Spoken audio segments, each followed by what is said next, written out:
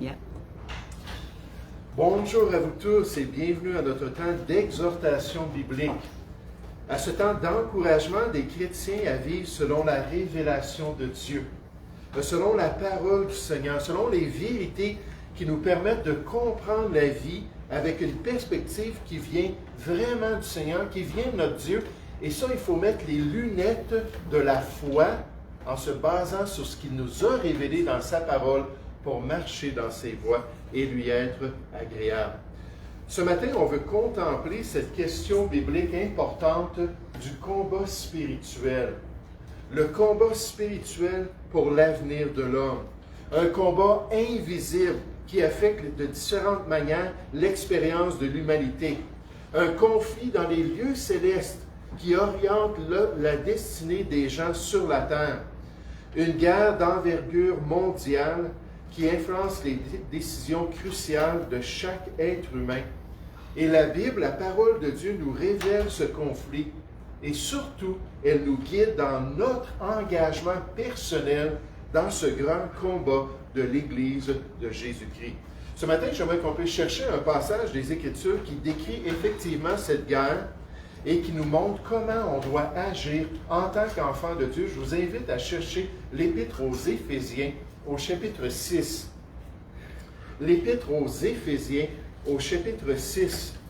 Un passage bien connu ce matin, mais un passage qui doit être enseigné à nouveau pour nous aider à voir les choses avec la perspective de Dieu, pour nous aider à identifier les éléments dans notre vie, les pressions spirituelles qu'on vit, l'immoralité qui nous affecte de plus en plus en tant qu'enfants de Dieu. Et d'être capable, grâce à ces lunettes-là de la foi et de la révélation de Dieu, de comprendre ce qui se passe dans ce monde invisible autour de nous. Et c'est pour ça que Dieu a inspiré ce passage. C'est pour ça qu'il est utile pour nous. C'est pour ça que ce matin, le Seigneur veut nous parler à chacun de nous. Éphésiens chapitre 6, on va débuter au verset 10, s'il vous plaît. Éphésiens chapitre 6, au verset 10, on dit « Au reste, fortifiez-vous dans le Seigneur et par sa force toute puissante, revêtez-vous de toutes les armes de Dieu, afin de pouvoir tenir ferme contre les ruses du diable. Car nous n'avons pas à lutter contre la chair et le sang, on va regarder ces détails dans un instant, mais nous avons à lutter contre les dominations, contre les autorités, contre les princes de ce monde de ténèbres, contre les esprits méchants dans les lieux célestes. C'est pourquoi prenez toutes les armes de Dieu, afin de pouvoir résister dans le mauvais jour et tenir ferme après avoir tout surmonté. Tenez donc ferme, ayant vos reins la vérité pour ceinture. Revêtez la cuirasse de la justice. Mettez pour chaussure à vos pieds le zèle que donne l'évangile de paix. Prenez par-dessus tout cela le bouclier de la foi, avec lequel vous pourrez éteindre tous les traits enflammés du malin. Prenez aussi le casque du salut et l'épée de l'Esprit qui est la parole de Dieu. Faites en tout temps par l'Esprit toutes sortes de prières et de supplications. Veillez à cela avec une entière persévérance et priez pour tous les saints. Ça, c'est un des versets que je cite à chaque matin. Lorsque le cadran sonne, je me lève, je me mets tout de suite à genoux. Puis là, Luc, chapitre 16, verset 18, je cite le verset, peut-être pas la référence correctement. Puis là, ça me rappelle que Jésus a dit à ses disciples qu'il fallait qu'ils prient et qu'ils ne devaient pas se relâcher. Puis ensuite, j'arrive à ce verset-là ici, d'Éphésiens 6, 18. « Faites en tout temps par l'Esprit toutes sortes de prières et de supplications. Veillez à cela avec une entière persévérance. » Donc, ça me dit, écoute, reste à genoux et prie. En combat dans la prière. Priez pour tous les saints. Là, je commence avec la première personne sur ma liste. Là, je passe à travers toutes les personnes qui assistent ici au Bon Berger. Là, je demande la bénédiction de Dieu. Je demande que le Seigneur leur donne une journée spéciale dans ses voies, qu'il les encourage, qu'il les aide d'après les besoins particuliers. Verset 19, Paul dit, « Priez pour moi, afin qu'il me soit donné quand j'ouvre la bouche dans le ministère chrétien, de faire connaître hardiment et librement le mystère de l'Évangile, pour lequel je suis ambassadeur dans les chaînes. » Qui était à Rome à ce moment-là. et que j'en parle avec assurance comme je dois en parler. Après avoir donné dans ce passage, dans l'Épître aux Éphésiens, chapitre 6, des instructions aux enfants, aux parents, aux serviteurs, à leurs maîtres parmi les croyants, Paul s'arrête selon la direction de l'Esprit de Dieu. Il déclare: oh, et juste en passant, dans toutes ses responsabilités, dans toute votre obéissance à la volonté de Dieu, il y a une chose que vous ne devez pas oublier, c'est qu'il y a un combat spirituel autour de vous. Dans le monde invisible de la création de Dieu, Paul leur dit: n'oubliez pas que vous êtes dans une guerre spirituelle en tant que l'Église de Jésus-Christ. N'oubliez pas qu'il y a toutes sortes d'attaques de la part des forces ennemies du Seigneur. N'oubliez pas que vous êtes sur le front de ce conflit spirituel entre le bien et le mal qui perdure depuis des millénaires, et vous êtes appelés à combattre pour la vérité comme de bons soldats de Jésus-Christ. Si on regarde le raisonnement de Paul après avoir donné ses instructions pratiques à tous ces groupes de personnes, là, il dit: et en passant, il dit, il faut vous rappeler dans votre marche chrétienne qu'il y a un combat spirituel autour de vous, qu'il y a une réalité d'un conflit énorme qui va vous affecter dans votre obéissance, qui va vous affecter dans votre marche avec le Seigneur, qui va vous affecter même dans votre compréhension des voies de Dieu. Puis c'est pour ça qu'il faut s'approcher du Seigneur, qu'on va voir les instructions qu'il donne. Mais ce matin, j'aimerais qu'on puisse considérer ces instructions pour l'Église de Jésus-Christ. Cette Église qui est dans ce grand combat spirituel, j'aimerais qu'on puisse considérer avant tout que le croyant doit être prêt à combattre. Le croyant doit être prêt à combattre. Ce n'est pas le temps de se relâcher. Ce n'est pas le temps de sortir des rangs du Seigneur. Ce n'est pas le temps de quitter l'armée de Jésus-Christ. Il faut qu'il soit prêt à combattre. Ça, c'est la base des instructions. C'est le minimum que le Seigneur s'attend de notre part. Je me souviens, mon pasteur disait toujours, lorsqu'il jouait au hockey, lorsqu'il était jeune, qu'une des choses qu'il détestait de jouer au hockey, malgré qu'il aimait jouer au hockey, c'était d'être assis et d'attendre son tour pour embarquer sur la glace.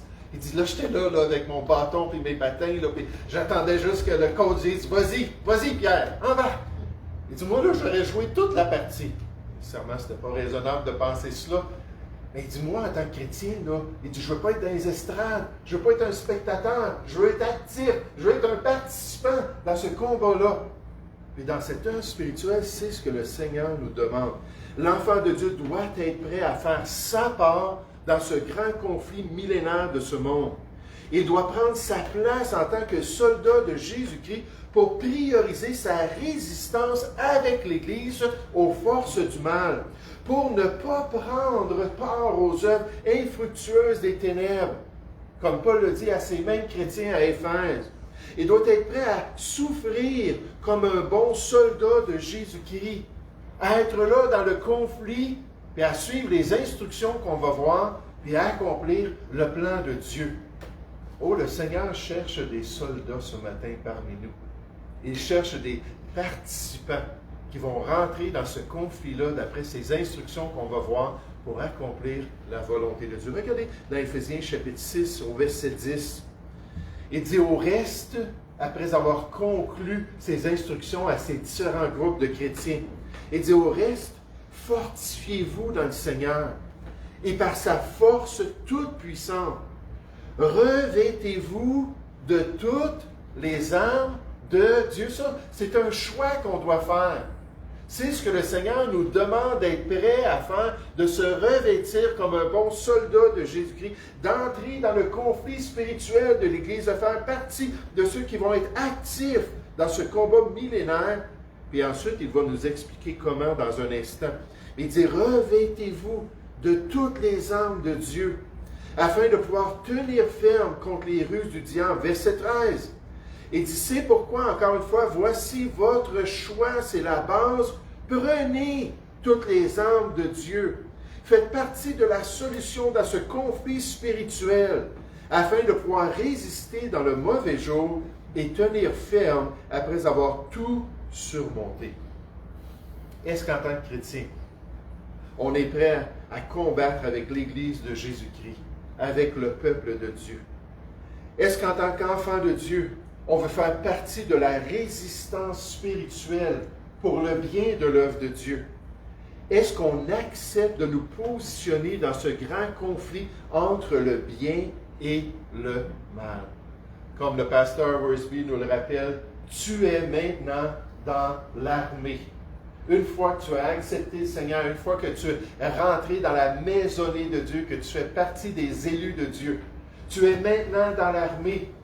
Tôt ou tard, chaque croyant découvre que la vie chrétienne est un champ de bataille. Puis après avoir été sauvé, j'étais tellement joyeux, j'étais tellement rempli de paix.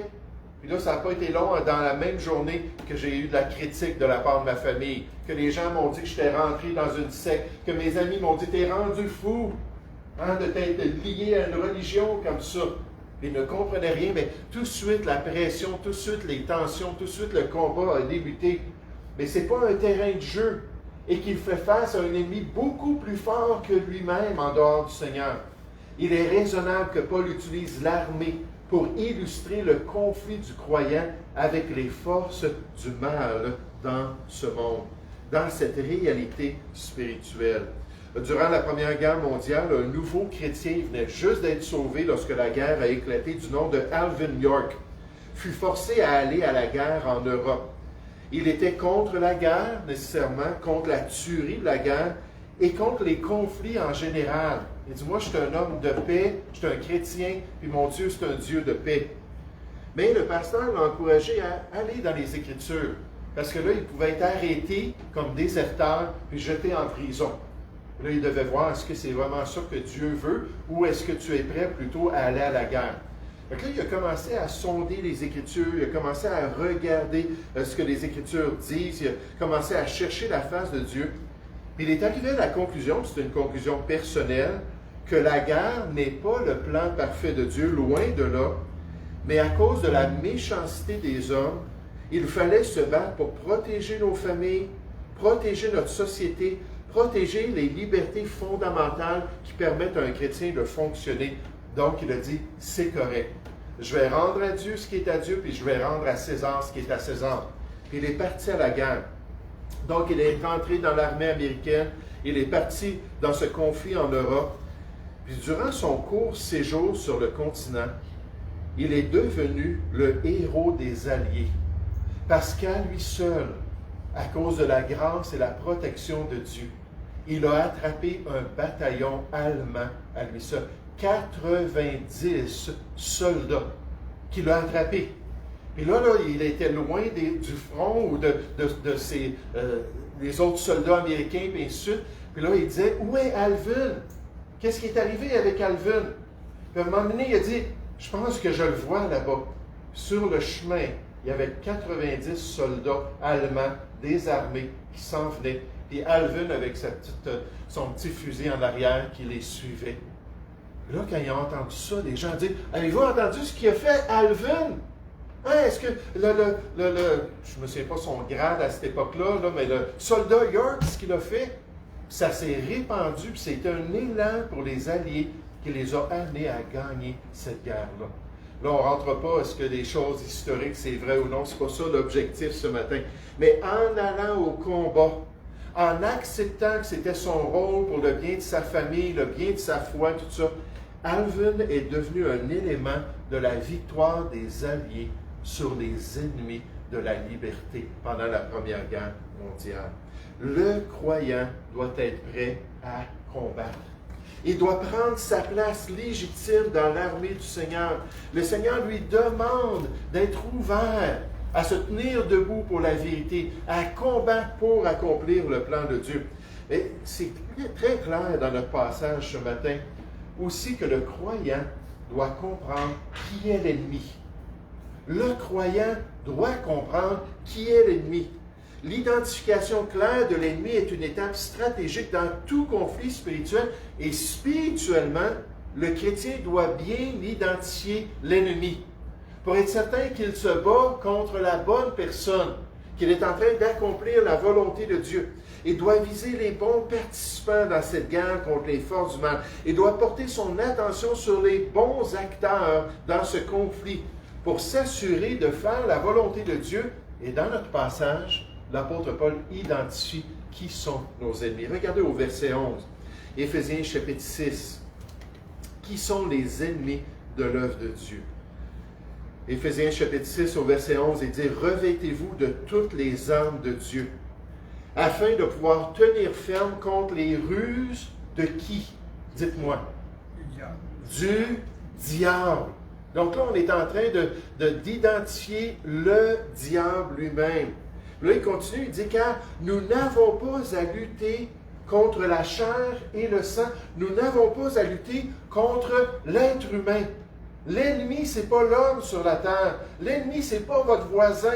L'ennemi, ce n'est pas la personne avec qui vous travaillez. L'ennemi, ce n'est pas votre conjoint peut-être. Il dit, vous n'avez pas à lutter contre la chair et le sang, mais nous avons à lutter, c'est sous-entendu, contre les dominations. En tant que soldats de Jésus-Christ, on doit lutter contre les dominations, contre les autorités, contre les princes de ce monde de ténèbres, contre les esprits méchants dans les lieux célestes. Et l'apôtre Paul dit, c'est important de viser les bonnes personnes dans ce conflit. Il avait déjà mentionné à ces mêmes chrétiens que derrière tous les troubles sur la terre, derrière la mauvaise direction morale et spirituelle du siècle présent, se trouvait le prince de la puissance de l'air. L'esprit, c'est l'article défini dans l'original, donc le grand esprit, l'esprit principal qui agit maintenant dans les fils de la rébellion. Celui qui est décrit dans les Écritures comme le grand dragon, le serpent ancien, appelé le diable et Satan, celui qui séduit toute la terre. C'est lui qu'on doit viser nécessairement avec ses armées. Dans ce combat spirituel-là, c'est lui l'ennemi de l'œuvre de Dieu. Les non-sauvés suivent le prince de la puissance de l'air, c'est-à-dire Satan. C'est évident autour de nous. Le monde entier est sous la puissance du malin, on nous dit dans les Écritures, qui est également appelé le Dieu de ce siècle. Les non-sauvés sont maintenant entre les griffes de ce prince et ils suivent son opposition à Dieu. C'est pour ça qu'il est meurtrier et l'être humain est meurtrier. C'est pour ça qu'il est menteur et l'être humain est menteur. C'est pour ça qu'il cherche à détourner les gens de l'Évangile. On nous dit dans 2 Corinthiens 4, verset 3, et les autorités et les gens essaient de nous détourner de l'Évangile, de fermer nos yeux. C'est pour ça qu'il vient avec toute la séduction de l'iniquité. Et l'être humain propose toute la séduction de l'iniquité autour de nous. Faire de plus en plus le contraire à la moralité biblique et au plan de Dieu pour l'être humain. Mais ce n'est pas l'homme le problème. C'est ces forces spirituelles qui sont derrière l'homme. C'est eux qu'on doit viser dans notre résistance spirituelle. La Bible nous dit en tant que chrétiens dans 1 Pierre 5,8, votre adversaire, vous les chrétiens, l'Église de Jésus-Christ, vous qui suivez le Seigneur dans ce grand conflit auprès des ténèbres de ce monde, votre adversaire, l'ennemi même, le diable, rôde comme un lion rugissant, cherchant qui il dévorera. Et là, on nous présente notre responsabilité en tant que soldats de Jésus-Christ. On nous dit, résistez-lui, votre adversaire, le malin. Résistez-lui, ce grand lion rugissant, avec une foi ferme. Nécessairement, la foi vient de ce qu'on entend. On doit mettre les lunettes de la révélation de Dieu, comprendre ce conflit, comprendre notre résistance, comprendre les outils et les armes que le Seigneur nous a donnés. Résistez-lui avec une foi ferme, sachant que les mêmes souffrances sont imposées à vos frères dans le monde. Ô frères et sœurs, il faut bien identifier notre vrai ennemi. Il faut bien comprendre que les hommes ne sont que des marionnettes entre les mains du diable. Que ceux qui nous rendent la vie difficile, je sais qu'en ce moment, il y a certaines personnes dans l'Assemblée que leur vie est vraiment pénible. Leur vie est difficile à cause de non-sauvés, à cause de personnes qui vraiment leur rendent la vie tellement pénible. Mais ces gens-là qui nous rendent la vie difficile accomplissent les désirs du malin. Le malin qui veut nous décourager. Le malin qui ne veut pas qu'on aille de progrès en progrès dans les voies du Seigneur. Il ne veut pas qu'on aille de l'avant pour plaire à Dieu. Puis tant qu'on ne saisira pas que c'est lui notre ennemi, puis qu'on ne se concentrera pas spirituellement sur nos responsabilités à son égard pour lui résister, que peut-être qu'on va gaspiller notre temps en essayant de faire des choses qui ne sont pas le plan de Dieu. Corrie ten Boom, alors qu'elle était dans un camp de concentration allemand, a bien identifié le combat spirituel qu'elle vivait, sa sœur vivait, puis les autres chrétiens là-bas. Puis elle a dit, le premier pas sur le chemin de la victoire consiste à reconnaître l'ennemi. Puis là, elle a pu s'orienter, puis elle a pu chercher à faire le plan de Dieu contre cet ennemi-là. C'est tellement important. C'est ce que notre texte biblique nous exhorte à faire ici. C'est ce qu'on nous dit en tant qu'enfants de Dieu, que l'homme n'est pas ultimement notre ennemi. C'est l'esprit impur derrière les agissements et la méchanceté humaine qui doit nous préoccuper, auquel nous devons résister avec une foi ferme, sans jamais nous décourager et nous relâcher. Et maintenant qu'on l'a identifié, la question pour nous en tant que chrétiens, c'est qu'est-ce qu'on doit faire pour faire partie de la résistance?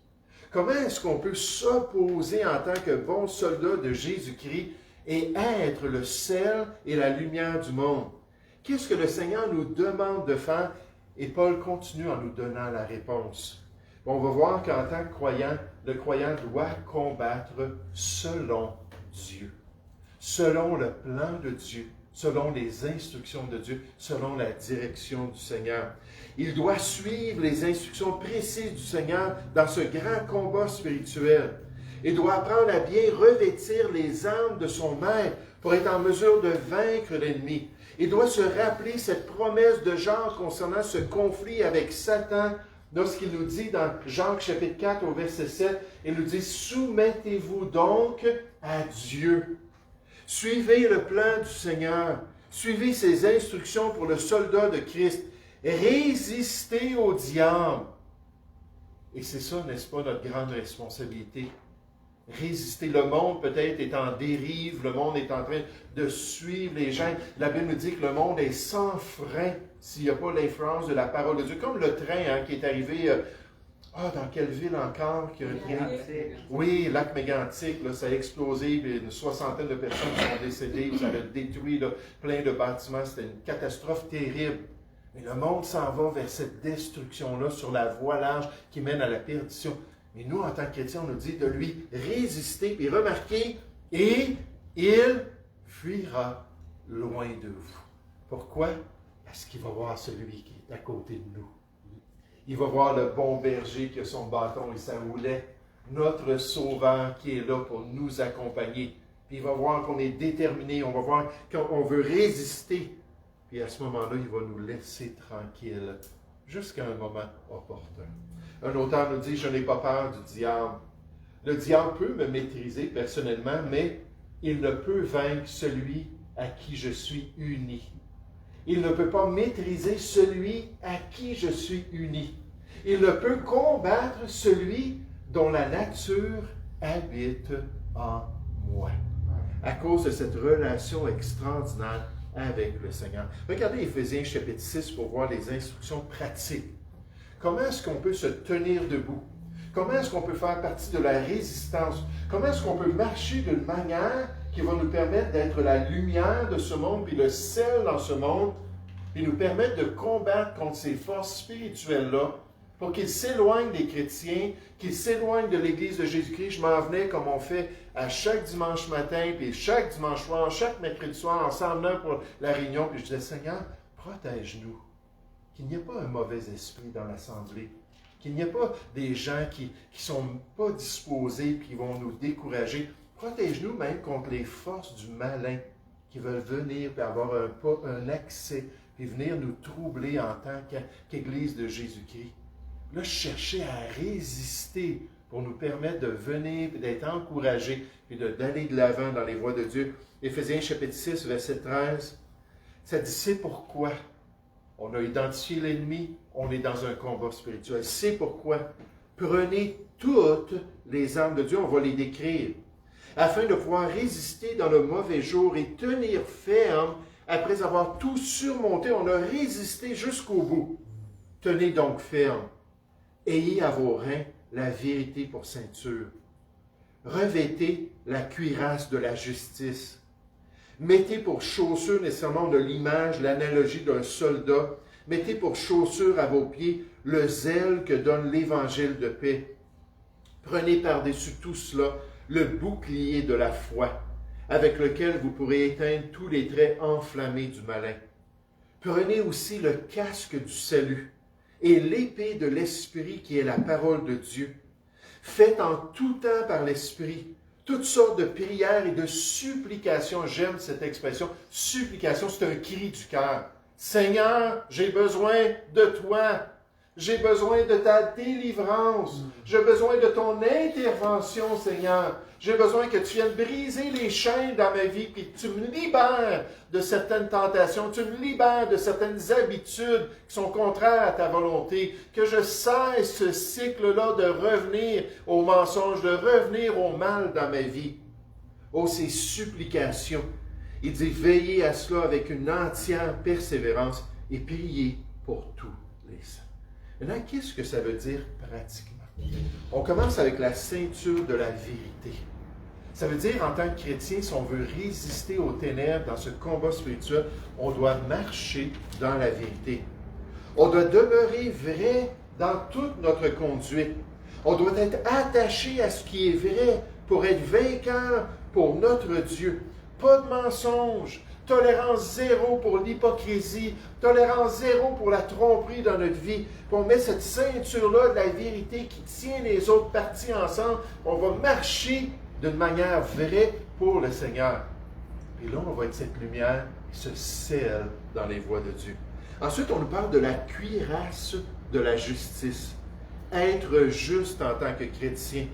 Rejeter l'injustice dans nos voies. Je parlais avec Pierre, puis il me disait...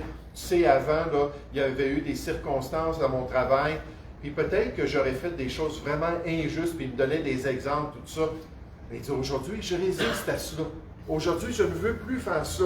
Mais c'est ça de rejeter l'injustice. Avoir une bonne conscience, la Bible nous dit. Faire ce qui est bien aux yeux de Dieu. Poursuivre la justice pour plaire au Seigneur. Refuser de devenir malhonnête, afin d'être protégés dans notre combat spirituel alors qu'on marche dans la justice. On nous parle des chaussures de l'Évangile de paix. Continuez à être des témoins pour Jésus-Christ. Continuez à partager la bonne nouvelle de Christ, même si les ténèbres s'épaississent. Continuez à influencer une personne à la fois vers le royaume glorieux de notre Sauveur. Avoir cette priorité du salut des âmes, pour faire partie de la solution dans l'avenir de l'humanité, dans le destin éternel de l'homme. On doit avoir ces sandales-là, protéger nos pieds dans les voies de Dieu en accomplissant l'œuvre de l'Évangile. On nous parle du bouclier de la foi. Un autre exemple, la protection qui vient de notre foi ferme dans le Seigneur. On résiste, tout à l'heure, on l'a vu, avec une foi ferme. La foi dans l'amour de notre Dieu. La foi dans sa sagesse et dans ses voies pour notre vie. On ne se laisse pas arrêter dans notre adversité. On continue de croire dans la bonté de Dieu qui se renouvelle chaque jour. On demeure dans la foi malgré les attaques et ces traits enflammés du malin. On se protège en continuant à accomplir la volonté de Dieu.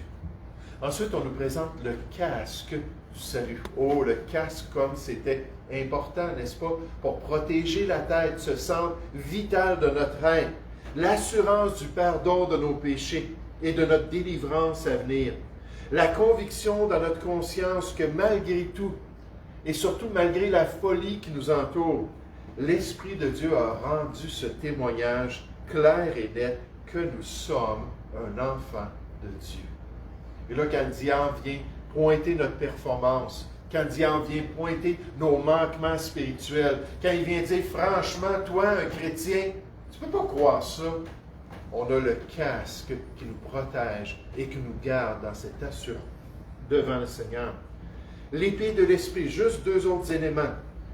L'épée de l'Esprit qui est la parole de Dieu, que l'on sent dans notre cœur dans toute sa richesse, qui nous guide dans nos combats spirituels, qui nous enseigne dans notre adversité, qui nous rappelle les belles promesses du Seigneur, qui est fidèle même lorsque nous sommes infidèles, comme ça a été mentionné par quelqu'un ce matin, et même cette épée-là qui vient nous montrer nos manquements. N'est-ce pas? Hébreux 4.12, la parole de Dieu est vivante et efficace pour descendre dans notre être, pour juger les sentiments et les pensées de notre cœur. Ces éléments-là de notre homme intérieur où le diable est venu nous séduire, il est venu nous tromper, il est venu nous détourner de la volonté de Dieu. Là, l'épée va être utilisée pour enlever ces choses et nous libérer pour accomplir la volonté du Seigneur. Et dernièrement, la prière. Le combat devant le trône de la grâce, le combat pour obtenir la miséricorde, le combat pour le salut des âmes, le combat pour la victoire complète de l'Église de Jésus-Christ. Les armes offensives et défensives du croyant, les voilà ici dans notre passage. Voilà notre responsabilité de marcher dans la lumière avec le Dieu de lumière malgré les ténèbres qui nous entourent, malgré le mal qui se manifeste clairement et spécifiquement dans toutes sortes de domaines. Est-ce qu'on est prêt ce matin à être de bons soldats de Jésus-Christ? Est-ce qu'on est prêt à rentrer dans ce combat spirituel, à faire partie de la résistance aujourd'hui et jusqu'à la fin, sans jamais se relâcher? Il y avait un conférencier, un auteur chrétien du nom de Kurt Koch, un homme que j'ai lu au moins 3 ou 4 de ses livres. Il avait guidé puis dédié son ministère à parler sur la question du combat spirituel dans notre monde, mais surtout dans le but d'éduquer les églises, les collèges de formation pastorale à travers le monde sur la question des anges, des démons, surtout sur les ruses du malin. Il s'était développé une compréhension des Écritures à cet égard-là, dans toute cette question-là du combat spirituel. Il équipait les chrétiens pour qu'ils puissent distinguer les attaques du malin et de ses forces. Il les équipait pour qu'ils puissent résister et demeurer fermes dans les voies du Seigneur. Il aidait les enfants de Dieu à combattre spirituellement contre l'ennemi par la prière, par la parole de Dieu, par la fidélité à l'Église locale, par le soutien mutuel entre chrétiens qui se formaient en groupe pour prier les uns les autres, pour avoir des chaînes de prière lorsqu'il y avait des attaques particulières parmi les chrétiens. Il sensibilisait les enfants de Dieu à cette réalité du monde invisible que Dieu nous révèle dans les Écritures et de cette responsabilité-là de résister contre le diable et de résister contre toutes ces principautés qui nous entourent. Pendant des années, Kurt Koch a été une des grandes sentinelles du Seigneur, utilisé puissamment pour avertir et instruire son peuple concernant ce monde invisible qui est présenté dans les Écritures jusqu'à un jour. Malheureusement, il y a eu ce jour. Afin que vous puissiez résister dans le mauvais jour, il y a eu ce jour. On n'a pas les détails, mais une adolescente est venue le consulter concernant des problèmes qu'elle avait dans sa vie. Elle a commencé à avoir des rencontres avec lui régulièrement, puis à parler, puis à s'ouvrir, puis à partager des choses. Et là, tout à coup, on apprend qu'il est parti avec elle pour vivre dans une relation illicite. Qu'il a quitté le ministère chrétien, qu'il a quitté son épouse et sa famille, puis qu'il s'est en allé loin dans le péché et dans le bourbier du mal. Et vous savez, ce qui est frappant, c'est que Kurt Koch, qui était tellement spécialisé, qui était tellement au courant des tactiques du malin, a manqué une des tactiques principales qu'on retrouve dans la parole de Dieu. C'est-à-dire que le diable, connaissant la faiblesse du mal, va amener une femme étrangère, on a des exemples dans les Écritures de ça, et des instructions. Il va amener une femme étrangère pour essayer de séduire un serviteur de Dieu. Comme cet homme d'affaires, je vous l'ai déjà raconté, qui s'en allait dans une réunion d'affaires en autobus, c'était plus simple pour lui, c'était plusieurs heures au lieu de conduire, il était fatigué, il a pris l'autobus, puis il y a eu une panne mécanique à l'autobus, Puis finalement, ils sont arrêtés dans un village. Le mécanicien a regardé et a dit, OK, ben, je vais commander la pièce, c'est demain. Puis on a un hôtel ici, puis la compagnie va certainement payer pour votre hôtel. Fait que là, le chauffeur revient, puis il dit ça à tout le monde. Fait que là, ils étaient déçus, tout ça, mais on dit, bon, mais qu'est-ce que tu veux qu'on fasse? On est pris ici, là, au milieu de nulle part, puis on va devoir coucher dans l'hôtel. Et la jolie dame à côté de lui s'est tournée vers lui. Elle a dit, hey, est-ce qu'on prend une chambre ensemble pour en profiter, moi et toi? Il l'a regardé. Il dit, pas du tout. Un peu comme Joseph, n'est-ce pas, quand la femme de Potiphar, chaque jour, couche avec moi, couche avec moi, couche avec moi. Joseph était beau de visage, il était beau de corps. Puis elle avait remarqué cela. Là. Elle a dit, couche avec moi. Il dit, comment est-ce que je ferais un si grave péché contre mon Dieu et contre ton mari? Et il est parti en courant, n'est-ce pas? Quelqu'un dit, il a mis les sandales de la résistance spirituelle en s'éloignant de la tentation. Puis cet homme-là l'a regardé et il a dit, pas question. Désolé, ça ne m'intéresse pas. Il dit, moi, je suis chrétien. Elle a entendu ça, elle s'est levée, puis elle est partie. Mais le diable, c'est standard, c'est classique, va utiliser cette faiblesse du mal pour envoyer une femme, soit au travail, soit peut-être dans un organisme dans lequel vous faites du bénévolat ou dans d'autres situations dans votre vie personnelle, pour essayer de venir, puis vous séduire, puis vous détourner de votre épouse, vous détourner de vos relations, vous détourner de la volonté de Dieu, vous faire tomber. Il aurait dû savoir ça en tant que serviteur du Seigneur, spécialisé dans les ruses du diable. Mais malheureusement, il n'a pas vu cette tentation-là. Il a laissé la relation se développer. Et finalement, il est tombé dans le péché. Il a tout ruiné dans sa vie. De même que les vents les plus dangereux peuvent entrer par des petites ouvertures, de même le diable n'entre jamais plus dangereusement que par des petits incidents inaperçus. Il va progressivement pour avoir un accès dans notre vie qui semble n'être rien, mais qui ouvre insensiblement le cœur à de grandes tentations. Et ça peut arriver dans chacune de nos vies.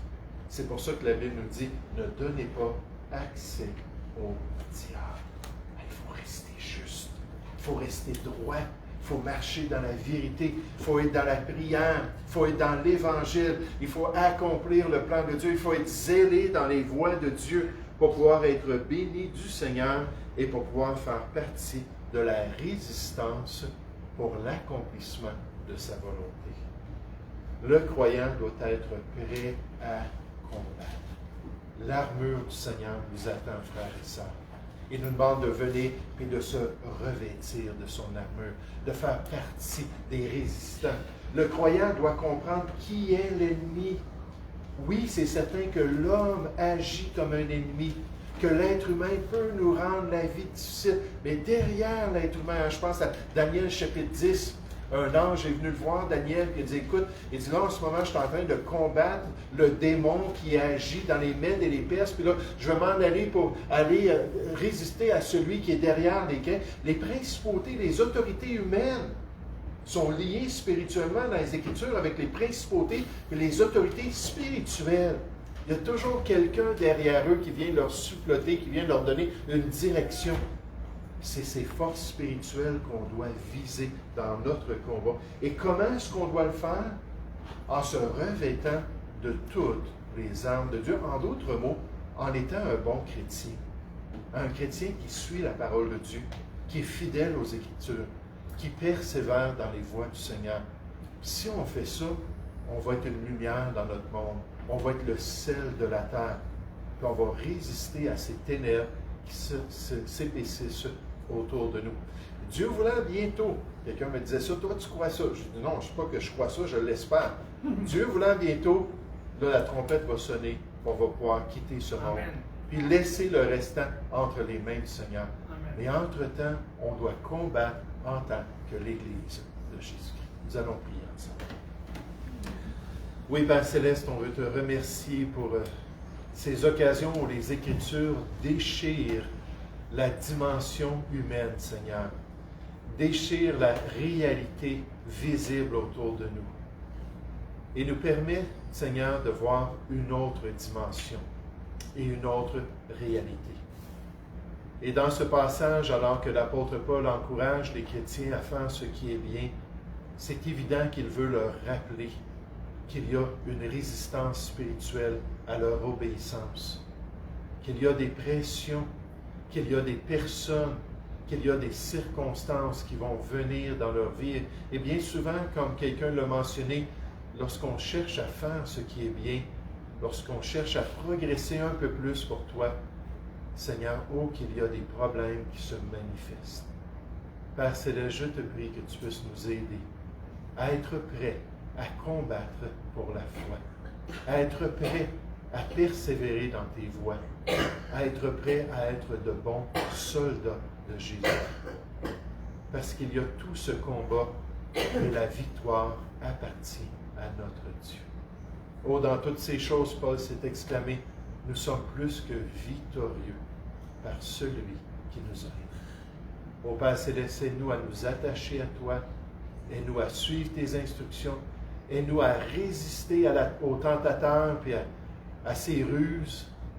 Et Seigneur, aide-nous à apprécier lorsqu'il va fuir loin de nous, pour qu'on ait ce repos spirituel et qu'on puisse continuer à grandir dans tes voies. Bénis-nous et guide-nous, Seigneur, nous te prions au nom du Seigneur Jésus.